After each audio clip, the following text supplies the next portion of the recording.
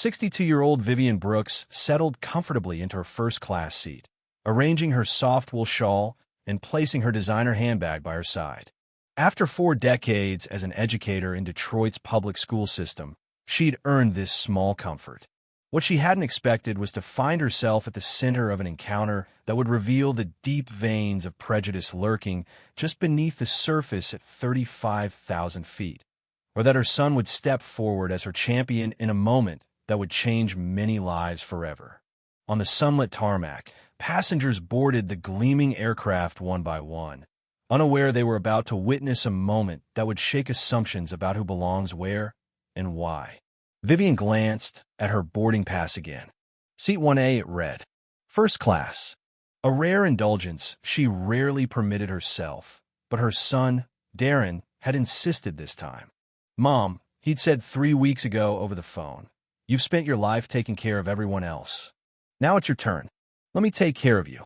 As she smoothed her gray-streaked hair, neatly pulled back into a bun, Vivian adjusted her glasses and watched as the steady stream of passengers filed aboard. Most barely noticed her as they made their way to coach. A few of her fellow first-class passengers nodded politely as they settled into their own spacious seats. Vivian pulled out her well-worn copy of The Color Purple, its spine cracked from countless readings over the years. She began to read, her hands relaxing on the pages. 20 minutes later, a sharp voice pierced the calm. "Excuse me."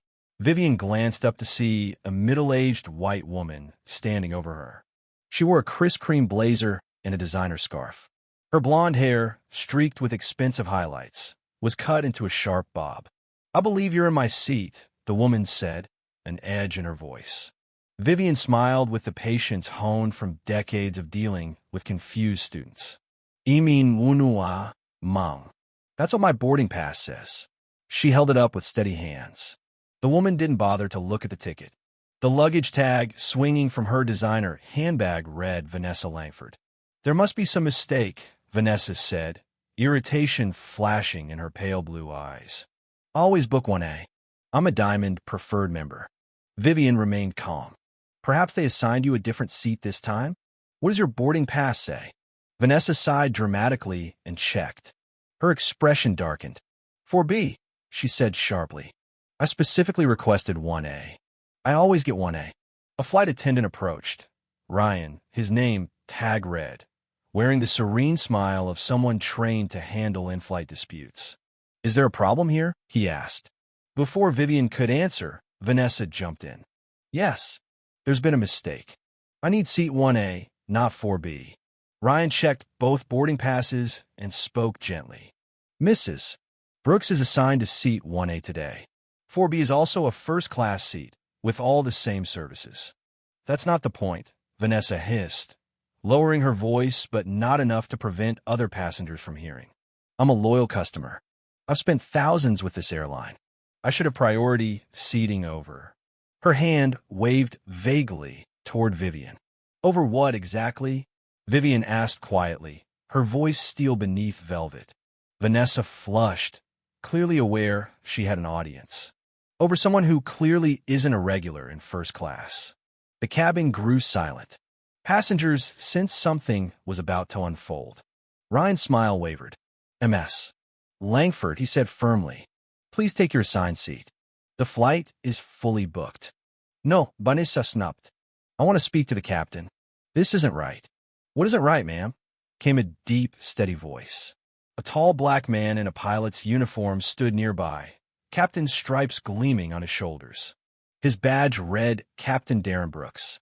Vanessa's expression lifted in relief. Finally, someone with authority. "Captain," she began, "I'm a Diamond preferred member. I requested seat 1A, as I always do. But there's been an issue, and this woman has been given my seat."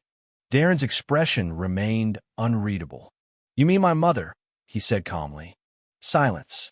Vanessa's mouth worked soundlessly as her eyes darted from Vivian to Darren and back again. Only then did she seem to register the shared surname on Vivian's boarding pass and Darren's badge. "Your mother?" she stammered. "Yes," Darren replied. "Vivian Brooks, retired school teacher." Raised me on her own while working 2 jobs. She's here in first class because I personally upgraded her seat. After putting me through flight school, she deserves a little dignity and respect."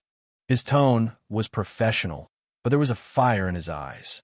"Is there anything else I can help you with, MS. Langford?" Vanessa's cheeks drained of color.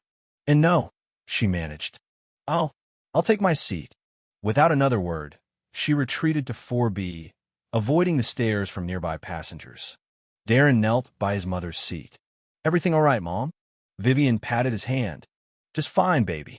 Go fly the plane. I'll see you in Atlanta." As Darren returned to the cockpit, murmurs rippled through the cabin. Vivian reopened her book, though her hands trembled slightly. 40 years of subtle and not so subtle prejudices had not made these moments any easier. But what Vivian didn't yet know was that this incident would ignite a series of events far beyond anything she or Darren could have imagined. In the cockpit, Captain Darren Brooks performed his pre-flight checklist with smooth efficiency. But his mind was back in the cabin, watching his mother handle another moment of unjust scrutiny. It had never gotten easier. His co-pilot, Jake Matthews, glanced over. "Everything all right, Darren?" "Just passenger drama," Darren said, though his jaw tightened. Jake didn't press. In their 5 years flying together, he'd learned when to wait. Darren exhaled slowly. "It was my mom," he said at last.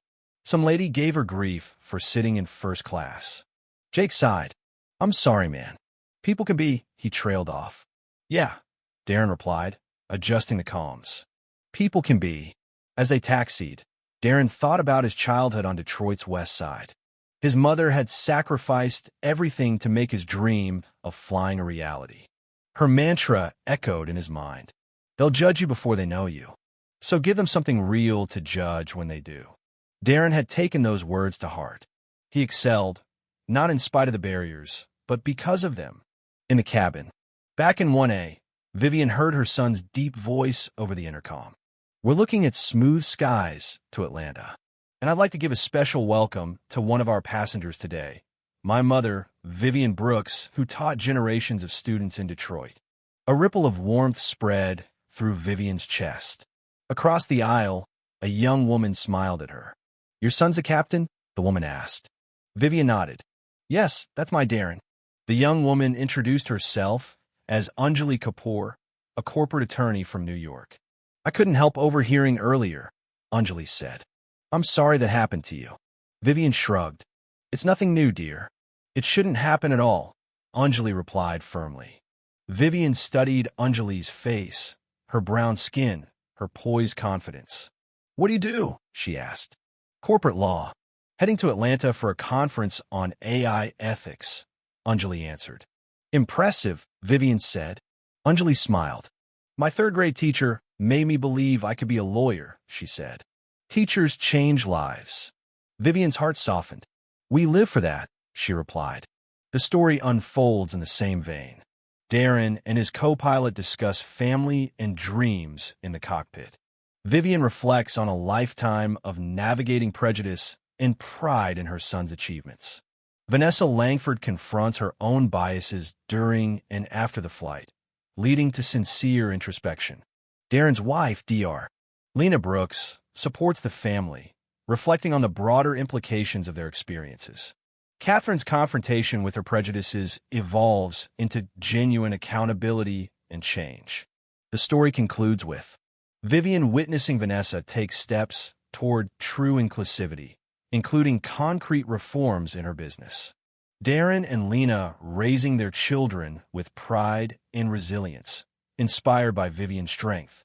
Vivian reflecting on a legacy of hope, determined that her grandchildren will fly higher without the burden she bore.